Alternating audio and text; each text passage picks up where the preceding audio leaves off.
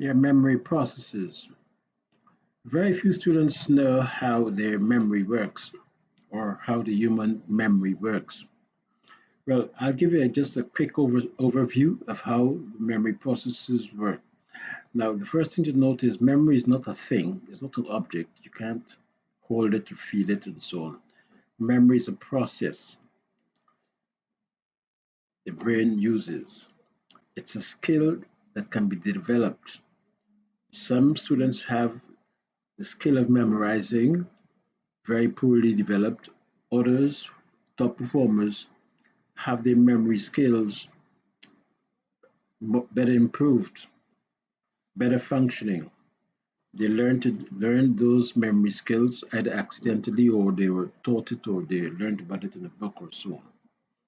So memory is a process, it's a skill, and any skill can be developed through practice. So let's look at the main elements. Memory processes include sensory memory, and that is defined as stimuli from the environment passes through the senses and stimulate your brain. So, such as seeing an animal, seeing people, objects in your environment, seeing this image in your screen, it's a stimulus from your environment. It's passing through your brain. The text, the images, illustrations, problems in your textbook. All these are external stimuli that form part of your sensory memory. And your sensory memory is pretty short. So all the information that is in your head you got through your senses.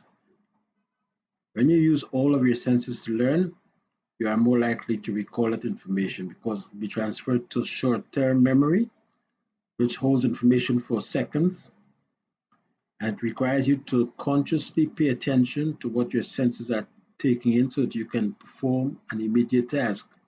If you don't pay attention to it, it dissipates or evaporates from your memory, short-term memory. Now, the key thing is to pay attention. And when you pay attention, the short-term memory, contents of your short-term memory can be transferred into long-term memory. So the object of all these exercises is for you to transfer information to your long-term memory, where you can recall it and use it come exam time. Long-term memory stores information in the brain for future use, such as the skills, abilities, and knowledge required to solve problems. To store information to long-term memory, you have to make connections. Connect what you already know to what you want to learn. In other words, you have to use prior knowledge. You have to link new information to prior knowledge, knowledge you already have. In this and in another course, you learn more about powerful techniques to develop a powerful memory to get top grades at TSA.